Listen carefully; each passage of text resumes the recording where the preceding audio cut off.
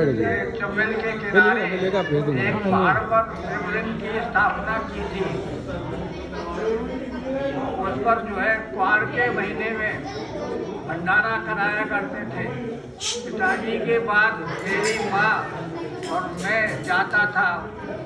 एक मुसलमान हमारे साथ में था, हमारा मुनीम मुसलमान था, लेकिन वो भी जाता था।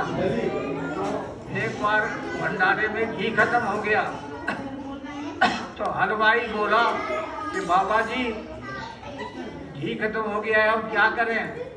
तो बाबा बोले, अपने चेला से बोले कि शैतानी को बुला के ले आओ और बेटे के साथ लाओ। तो हम माँ और बेटे दोनों जने गए वहाँ पर। अभी जब वहाँ पहुँचे तो बाबा बोले कि घी खत्म हो गया है, अब ये मालपुआ पूड़ी कैसे बनेगी? वचन दो कि हम उधार लेंगे और सुबह वापस कर देंगे। ये मेरी अर्चना बेटी है, ये बेटी उस समय नहीं हुई थी।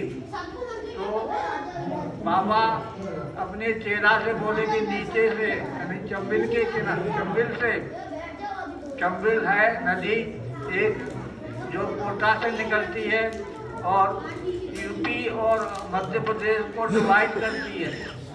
तो उस नदी से 5 टीना जल आया और उससे पूड़ियाँ बनी और जो भी माल बनता था वो सब बना। और सुबह घोड़े भेजकर और मुनीम को भेजकर 5 टीना घी मंगाया और नदी में डाला गया। तो ये तो भोले बाबा की कृपा है। मैं इनको शंकर जी नहीं बोलता, भोले बाबा बोलता हूँ। दूसरी कहावत ये है कि मुझसे किसी ने रुपया मांगा, किसी व्यक्ति ने रुपया मांगा, तो मैं अपनी बेटी की माँ से चूड़ियाँ लेकर गिरवी रख कर और उसको रुपया दिया। मैं रुपया दिया तो मेरी माँ मुझसे मांगी कि रुपया चूड़ियाँ दो, तो मैं चूड़ियाँ कहाँ से देता जब है ही नहीं है मेरे पास, पैसा भी नहीं है कि मैं चुरा के दे देता उसको। तो मैं घर छोड़ दिया। मेरी इस बेटी की माँ थी और इसका भाई था सबसे बड़ा 4 साल का। मेरे पास 2 आदमी थे। मैं बनारस गया, बनारस जाकर विश्वनाथ बाबा से बोला कि बाबा मेरा ये काम करा दीजिएगा। नहीं, मैं गंगा जी से नहाने के बाद मंदिर गया।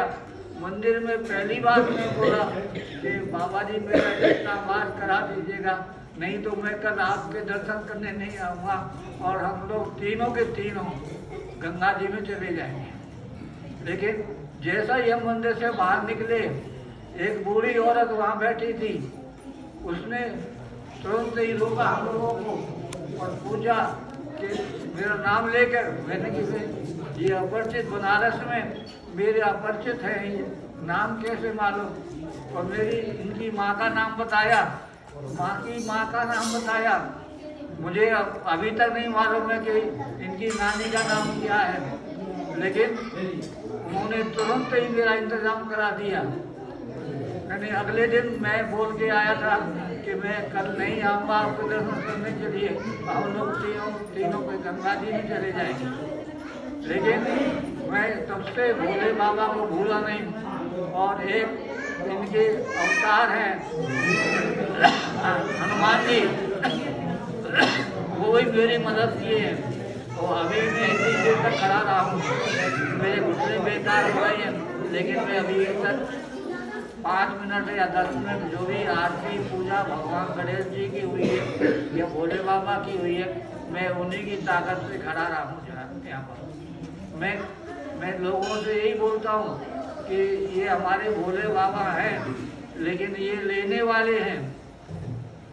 लोग कहते हैं, किताबें कहती हैं, धार्मिक पुस्तकें कहती हैं कि देने वाले केवल नारायण हैं और लेने और खाने वाले जो है ना विश्वकर्मा जी हैं, और लेने वाले हमारे भोले बाबा हैं। उनको भोले बाबा मैं कहता हूँ, उनको महादेव कभी नहीं कहता, शंकर जी नहीं कहता मैं, लेकिन मैं आपसे कहता हूँ कि आप जो छोटे छोटे बच्चे मैंने यहाँ देखा है, बहुत ही खुशी हुई मुझे। और आप सब लोग मेरी उम्र के, मेरी उम्र जो है लगभग 86 साल की है। ये 13 अगस्त को 86 साल का हो गया मैं। लेकिन तकलीफ जैसा ये कहावत है, बोया पेड़ बबूल का, आम कहाँ से खाए। पिछले जन्म में मैंने कुछ कर्म किए होंगे, मेरे पिताजी ने कर्म किए होंगे, उसका फल मैं भोग रहा हूँ। पेड़ हम लोग लगाते हैं, लेकिन फल उसके बच्चे लोग खाते हैं। तो ये बात बिल्कुल सत्य है। सोने जाना ये कि मेरे पिताजी ने कुछ गलती की है, उसकी वजह से मैं भुगत रहा हूँ। और लोग कहते हैं कि 7 पीढ़ी तक भुगतना पड़ता है, लेकिन मैं नहीं मानता। मैं तो कहता हूँ 3 पीढ़ी तक जन्म में भुगतना पड़ता। मैं सोते समय ऐसा नहीं है कि पंडित जी कहते हैं कि आप मंदिर में जाकर दर्शन करिए, नहीं। मैं तो लेटे लेटे और मतलब 2 स्थितियों में, एक तो खाना खाते समय और दूसरी जो है मैं उसमें दिशा मैदान में ये नहीं पढ़ता। लेकिन मैं हर समय 24 घंटे, तो ऐसा नहीं है कि मैं सभी भगवान को याद करता हूँ। इस केवल भोले बाबा को तो लेता ही हूँ, लेकिन मैं सबको याद करता हूँ। ऐसा नहीं है कि मैं किसी को याद नहीं करता। याद में चाहे किसी भी धर्म के हों, जैन धर्म के हों, मैं यहाँ भी भोपाल में भी जैन धर्म के पोस्टर लगवा दिया हूँ, अपने जहाँ रहता वहाँ लगवा दिया हूँ। एक दुकानदार लगाता था एक फोटो, तो बोले कि नहीं एक फोटो लगाता, बोल के नहीं फोटो नहीं, आप उनका पत्र लिखिए।